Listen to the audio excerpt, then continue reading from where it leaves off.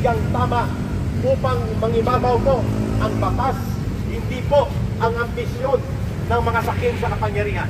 Nagmula sa grupo ng Asian Century Philippines and Strategic Studies Center, walang iba kundi si Ginoong Daniel Long sa kanyang mensahe representing the voice of the Filipino youth. Maraming salamat kay ako po si Long at sa tagapagtaguyod at pagkakaibigan ng China. Nagsalita na po ang Supreme Court. Final, binding, enforceable, immediately executable. Wala na pong debate, wala nang palusot. Kaya ngayong araw, buong-buo ang suporta natin kay Atty. Ferdinand Topacio sa kanyang paghahain ng indirect contempt charges laban sa mga walang galang sa Korte Suprema. Kung sinasabi mong makabayan kayo, kung sinasabi mong nakapagtatanggol ka ng saligang batas, then you must defend the Supreme Court, not defy it. Eh sino ba sila para umalma sa Korte Suprema? Hindi pwedeng selective lang ang respeto natin sa batas. Ayon sa Civil Code, ang mga rulings ng Korte Suprema ay nagiging batas na natin, kaya natin masundan.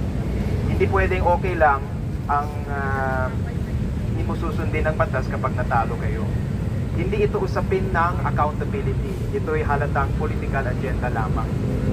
3 sunod-sunod na taon, unmodified opinion ang nakuha ng Office of the Vice President sa ilalim ni Vice President Sara Duterte. Nakuha mula sa COA. Ibig sabihin, malinis, maayos, at walang irregularidad sa pondo. Nag-testify na rin mismo si COA Commissioner Attorney Gloria Camora at nagsumite na ang kompletong dokumento ng OVP ayon sa kanya. Walang anomalya, walang nakaw. Kaya ang tanong, bakit nilang pilit parang ininvestigahan? Simple lang, dahil si VP Sara ang pinakamatibay na kandidato sa 2028. Siya po ang sunod nating presidente. Number 1 sa lahat ng surveys, pinakamataas ng trust rating for any public official, 61% ayon sa SWS at PostAsia. Kaya ang totoong layunin ng mga kalaban, patawan siya ng multang may perpetual disqualification. Tanggalin siya sa laban habang maaga pa, hindi dahil sa kasalanan niya, dahil wala naman siyang kasalanan, kundi dahil sa takot, dahil balakid siya sa mga ambisyosong politiko. Kaya tayo ngayon nagsasama-sama, hindi lang para ipaglaban ang legal na tagumpay, kundi para ipahayag, hands off the Supreme Court, stop the lies. Ang pinaglalaban natin ay rule of law. Let us uphold the rule of law with courage, with clarity, and with conviction. Maraming salamat at mabuhay ang Pilipinas. Ito ay makasaysayang araw ng pagtitipon. Let's move, Atty. Topacio and the rest. Let's move po. Ito ay makasaysayang araw ng pagtitipon ng sambayan ng Pilipino. Papunta tayo sa hukuman ng pinakamataas upang itunog ang poses at sentimiento ng sambayan ng Pilipino. Hindi tayo papayag na ang mga naghari-arihan at nagkakaroon ng sakim na mga gahaman ng ambisyon sa kapangyarihan. Korte Suprema! Ipaglaban! Rule of law! Ipaglaban! Korte Suprema! Ipaglaban! Rule of law! Ipaglaban! Ang araw na ito ay mensahe natin na ang batas ay manggigibabaw. Ang Korte Suprema ang naghahatol tungkol sa batas. Kaya ang ating tungkulin bilang mamamayan ay ganito po. The people united will never be defeated. The people united will never be defeated. The people united will never be defeated. The people united will never be defeated. Ang tao, ang bayan, hindi magagapi. Ang tao, ang bayan, hindi magagapi. Tugtungan natin, ang tao, ang bayan, ang Korte Suprema, hindi magagapi.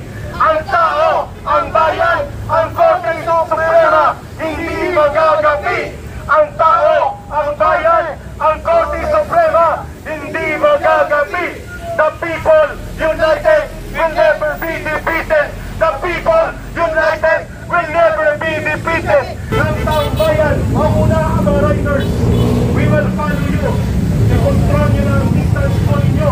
At sabay-sabay tayong tutulong sa Korte Suprema. Ay, sorry. Muli, ang panawagan kung bakit nandito tayo, Korte Suprema!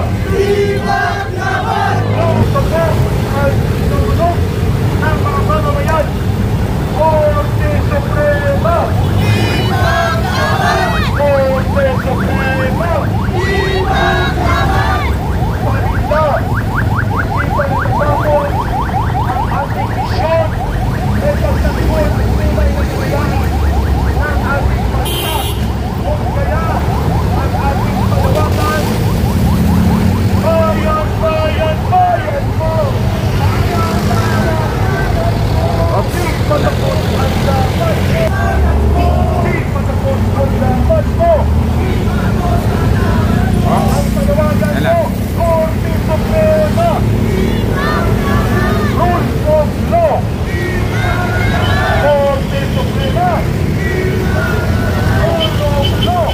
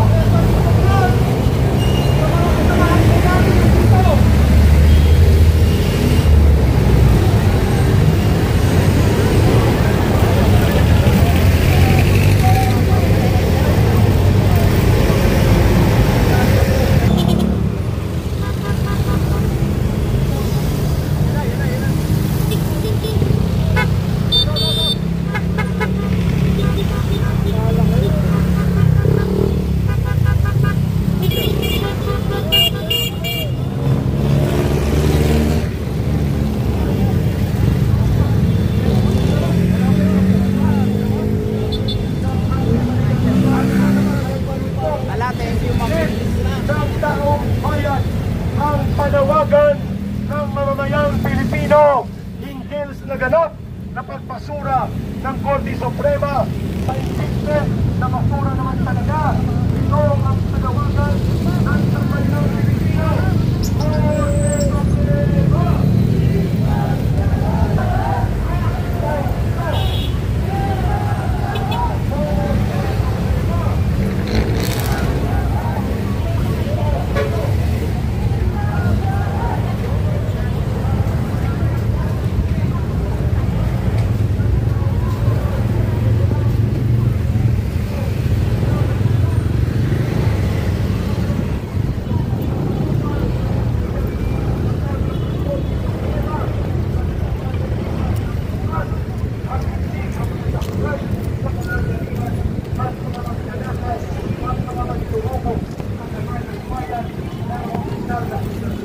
Kaya ngayon, naririnig dito sa lansangan ng Maynila ang panawagan ng pagkakaisa ng mamamayang Pilipino, Korte Suprema!